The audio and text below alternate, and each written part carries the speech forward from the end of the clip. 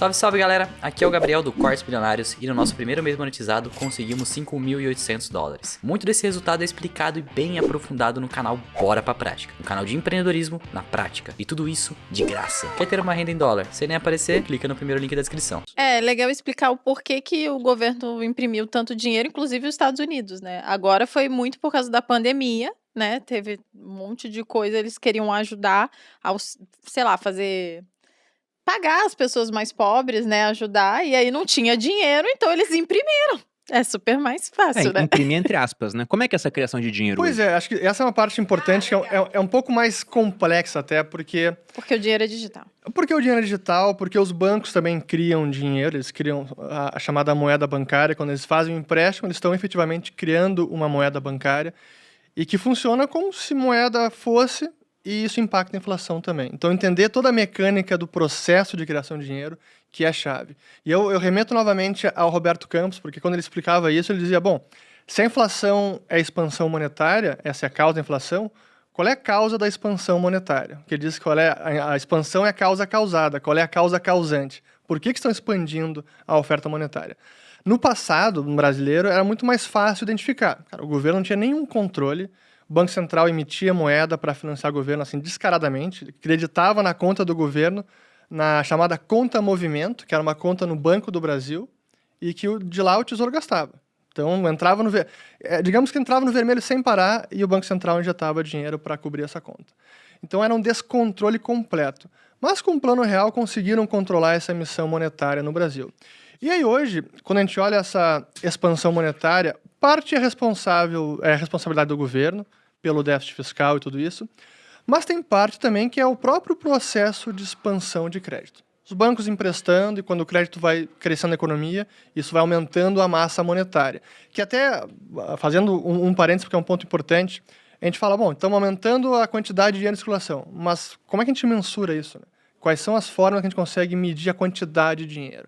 E essa também é uma dificuldade, porque a gente tem os chamados agregados monetários, aqueles instrumentos que são desde os mais líquidos aos não tão líquidos, mas que acabam funcionando como dinheiro. A gente começa na base monetária, que é o papel moeda impresso e moeda metálica. E as reservas bancárias, que esse é o dinheiro que os bancos têm junto com o Banco Central. Então essa é a primeira mensuração que a gente tem da quantidade de dinheiro em circulação. Seria o M1. A base monetária. Depois o M1, que é o papel moeda em circulação, em poder do público, na sua carteira, que está nas empresas, não que está no cofre dos bancos, mais depósitos à vista. Isso é aquele dinheiro que não rende juros, esse M1. Exato. Aí depois o M2, depósitos a prazo, que já rende juro, depósito de poupança, entra no M2, mas a gente pensa, depósito de poupança é a prazo, mas efetivamente qualquer um consegue pagar alguma coisa com poupança, né? Saca no mesmo dia. Você consegue até no débito automático, até dependendo. no débito automático. Então, quando a gente olha os agregados e consegue entender como o dinheiro está crescendo na economia, a gente precisa entender quais são os fatores que levaram a essa expansão monetária. E aí tem parte que foi o déficit fiscal e que em 2020 foi realmente um dos grandes fatores foi esse. No Brasil, nos Estados Unidos, assim, um negócio absurdo, que nos Estados Unidos não acontecia em 80 anos, olhando essas estatísticas de quantidade de dinheiro, subindo a quase 30% ao ano o M2. Isso realmente, nos últimos 50 anos, a média de crescimento anual era cerca de 5%, 8%. E aí foi para 30%. E é claro, a gente está vendo agora o resultado nos índices de preço. Que é outra coisa importante da inflação, porque os preços, especialmente os preços aos consumidores, quando a gente vê agora o IPCA subindo tudo isso, e lá fora também, isso já é sintoma de causas passadas. Então, a inflação é até um indicador atrasado, porque as causas desse aumento de preços foi no ano passado, não é agora. Então, a gente está olhando um pouco no retrovisor. Os preços de agora é um pouco do que aconteceu no passado. Tem vários pontos aí, né? O IPCA, por exemplo, é um dos índices que nós usamos para medir o aumento de preços, que é a maneira como a gente mede a inflação. Que talvez não seja a melhor maneira possível, porque você pega na Venezuela, como é que a gente vai medir inflação hoje lá sobre itens que não existem mais no mercado? Então, por isso, entender que a inflação é aumento da oferta monetária é mais interessante do que só estar atento ao aumento de preços. Até porque, como o Rich falou, o que está acontecendo agora é um reflexo de toda a criação de moeda que nós vimos no ano passado. E que hoje em dia é basicamente o apertar de um botão, né? Se a gente pega o passado, e eu trouxe até aqui algumas moedas romanas e algumas gregas, né? Hoje não trouxe. Hoje não tem caixinha surpresa, caixinha diferente. Verdade. Hoje. O Richard falou, só venho se trouxer as moedas. Eu falei, tá bom então, né? E eu tô com vários denários aqui, alguns áureos romanos e tetradracmas gregos, Pra né? quem não tá assistindo no YouTube, né, e tá ouvindo só, ele tá falando de moedas de prata, ouro, moedas Realmente antigas. é real isso aqui. Sim, sim, todas reais. Ele tem. É tipo quando eu compro uma bolsa, ele fala: agora tem certificado, outras coisas tudo. pra comprar. Aí você vê como o valor é subjetivo, né? Totalmente. Valoriza muito Exatamente. mais isso aqui do que a bolsa. Inclusive, ele falou pra mim: amor, se eu morresse, o que você ia fazer com as minhas moedas? Eu falei: vender, óbvio. Não, ela perguntou, Indignada. quanto saiu esse áureo aqui da Diva Faustina? Eu falei, o preço de uma bolsa sua, né? Só pra mostrar, né? Absurdo. De fato, a diferença. Ela pode Do comprar a tamanho bolsa... de um- Eu posso comprar. Mas o ponto interessante dessas moedas é que lá atrás, a mesma coisa que acontece hoje também acontecia. O governo ele queria gastar mais.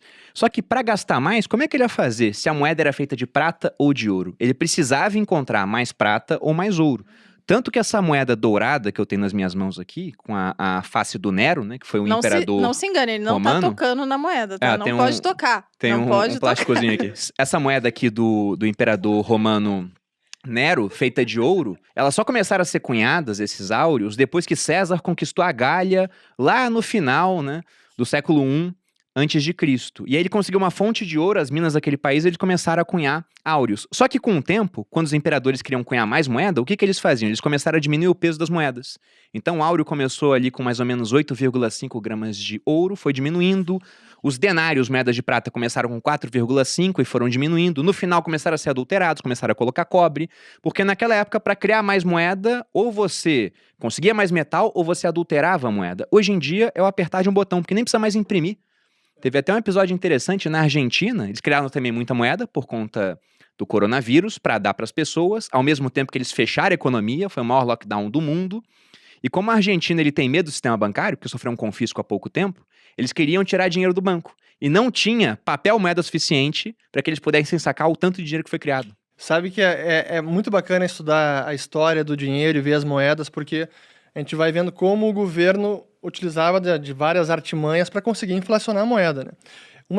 Sabe as ranhuras das moedas que hoje a gente Eu vê? ia até mostrar aqui que, tipo, eu tenho uma de ouro e provavelmente essa é de prata. De prata. E uma é, tipo, gorda e grande e a outra é pequenininha, né? Porque nitidamente não tem o que fazer com elas, porque o ouro é muito mais valioso Claro. e difícil, escasso e tal. As ranhuras das moedas surgiram como um mecanismo de impedir que eles fizessem a clipagem de moeda. Ou seja, esses pedacinhos aqui cortados, o pessoal cortando a moeda realmente para fazer mais moedas, mas eles tentavam fazer com que ela circulasse pelo valor de face, né?